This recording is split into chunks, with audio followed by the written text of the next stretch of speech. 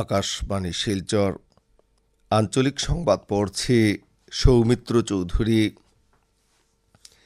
আজ সংবিধান দিবস। কেন্দ্রীয় যুব পরিক্রমা ও ক্রীড়ামন্ত্রী মনসুখ মান্ডভিয়া গতকাল নতুন দিল্লিতে আমাদের সংবিধান আমাদের স্বাভিমান পদযাত্রায় অংশগ্রহণ করেন। সংবিধান দিবসের সঙ্গে সঙ্গতি রেখে এবং ভারতের গণতান্ত্রিক যাত্রা সংবিধান নির্মাতাদের অবদানকে স্মরণ করে এই পদযাত্রার আয়োজন করা হয়েছে। কেন্দ্রীয় মন্ত্রী পীযূষ গোয়েল, অর্জুন রাম মেঘওয়াল, কিরেন রিজিজু, গজেন্দ্র সিং শেখাওয়াত সহ বেশ কয়েকজন সাংসদ ও অলিম্পিকে অংশগ্রহণ করা খেলোয়াড় এই পদযাত্রায় অংশগ্রহণ করেন। কাছাড় জেলায়ও আজ সংবিধান দিবস পালন করা হচ্ছে। আমাদের সংবিধান আমাদের স্বাভিমান প্রচারাভিযানের অধীনে বছরব্যাপী কার্যসূচির মাধ্যমে সংবিধান দিবস পালন করা হবে। এই উপলক্ষে আজ সরকারি কার্যালয় ও শিক্ষা প্রতিষ্ঠানে শপথ গ্রহণ করা হবে। আসাম রাজ্য বিদ্যালয় পর্ষদ আগামী বছর অনুষ্ঠেয় হাইস্কুল শিক্ষান্ত পরীক্ষার আবেদনপত্র পূরণ করার জন্য গতকাল থেকে পুনরায় পোর্টাল চালু করেছে। এ অনুসারে আবেদনপত্র পূরণ করার জন্য যেসব কাজ বাকি রয়েছে তা আজকের মধ্যে সম্পূর্ণ করতে নির্দেশ দেওয়া হয়েছে। পর্ষদ জানিয়েছে যে আগে আবেদনপত্র পূরণ করার সময় যদি কোনো ধরনের ভুল ভ্রান্তি হয়ে থাকে তবে তা আজকের মধ্যে সংশোধন করা যাবে। একইভাবে আগামীকাল মাসুল আদায় শেষ দিন বলে জানানো হয়েছে। উল্লেখ্য, আগামী বছর অনুষ্ঠেয় হাইস্কুল শিক্ষান্ত পরীক্ষায় অবতীর্ণ হওয়ার জন্য পর্ষদ অনলাইন পোর্টালের মাধ্যমে আবেদনপত্র পূরণের দিন ঘোষণা করেছিল। এ অনুসারে গত 23 অক্টোবর থেকে 14 নভেম্বর পর্যন্ত এই আবেদনপত্র পূরণ করতে হবে বলে ঘোষণা করা হলেও ছাত্রছাত্রীদের সুবিধার্থে গতকাল পুনরায় এই পোর্টাল খোলা হয়। আবেদনপত্র পূরণ করার সময়সীমা পরবর্তী সময়ে আর বৃদ্ধি করা হবে না বলে পর্ষদ স্পষ্ট করে জানিয়ে দিয়েছে।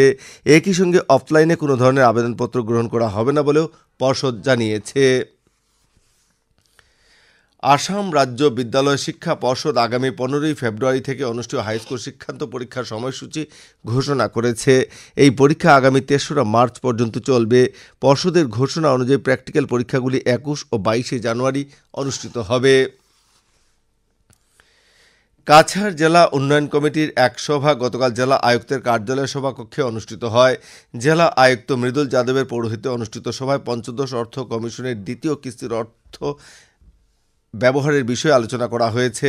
সভায় জেলা আয়ুক্ত অর্ধসমাপ্ত কাজগুলি অবিলম্বে শেষ করার নির্দেশ দিয়েছেন। শ্রীভূমি পৌরসভার উপসভাপতি এক বিজ্ঞপ্তিতে শ্রীভূমি পৌর এলাকার ব্যবসায়ীদের নিজেদের ব্যবসা প্রতিষ্ঠানের পরিচয় ফলক বা সাইনবোর্ডে করিমগঞ্জ নাম পরিবর্তন করে শ্রীভূমি নাম ব্যবহার করতে আহ্বান জানিয়েছেন। উল্লেখ্য, রাজ্য সরকার গত 21 নভেম্বর এক বিজ্ঞপ্তি জারি করে করিমগঞ্জ শহর ও জেলার নাম পরিবর্তন করে বিজ্ঞপ্তি জারি করে। হাইলাকান্দি জেলা পশু চিকিৎসা বিভাগের উদ্যোগে গত রবিবার লক্ষ্মীনগর চা বাগানের নাচঘরে বন্ধা গাভী গরুর চিকিৎসা শিবির অনুষ্ঠিত হয়। শিবিরে মোট 56টি গাভীর প্রজনন সংক্রান্ত বিভিন্ন রোগের চিকিৎসা করা হয়েছে। উল্লেখ্য, বন্ধাত্বের শিকার গাভী গরুর চিকিৎসা করে কৃত্রিম প্রজননের মাধ্যমে উন্নত জাতের গরুর বাচ্চা দেওয়া সম্ভব বলে পশু চিকিৎসা বিভাগের পক্ষ থেকে জানানো হয়েছে।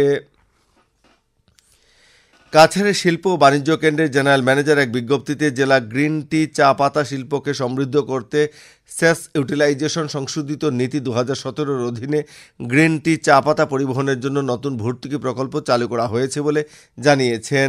প্রকল্পের নিবন্ধিত আত্মসহায়ক গোষ্ঠী, পার্টনারশিপ ফার্ম, কোঅপারেটিভ সোসাইটি এবং সম্পূর্ণভাবে তপশিলি উপজাতি গোষ্ঠীর মালিকানাধীন কোম্পানিগুলি আবেদন করতে পারবে বলে জানানো হয়েছে। পরিবহনের জন্য ব্যবহৃত প্রতিটি গাড়িকে মূল খরচের 75% পর্যন্ত ভর্তুকি দেওয়া হবে। বিশদ বিবরণের জন্য শিলচরের জেলা শিল্প বাণিজ্য কেন্দ্রের জেনারেল ম্যানেজারের সঙ্গে যোগাযোগ করতে বলা হয়েছে। শিলচরের মহকুমা কল্যাণ আধিকারিকের পক্ষ থেকে এক বিজ্ঞপ্তিতে 2024-25 শিক্ষাবর্ষের জন্য শিক্ষা প্রতিষ্ঠানে প্রথম থেকে অষ্টম শ্রেণীতে অধ্যয়নরত তপশিলি উপজাতি ছাত্রদের প্রাক ম্যাট্রিক বৃত্তির জন্য নির্ধারিত প্রপত্র পূরণ করে আগামী 31 ডিসেম্বরের মধ্যে জমা করতে আহ্বান জানানো হয়েছে। বিশদ বিবরণের জন্য শিলচর মহকুমা কল্যাণ আধিকারিকের কার্যালয়ে যোগাযোগ করতে বলা হয়েছে। আকাশবাণী শিলচর কেন্দ্রের আঞ্চলিক সংবাদ এখন থেকে আমাদের ইউটিউব চ্যানেল এআইআর নিউজ শিলচরের মাধ্যমে শোনা যাচ্ছে। এছাড়া আমাদের Facebook page all India radio news শিলচরের মাধ্যমেও এই সংবাদ শোনা যাচ্ছে।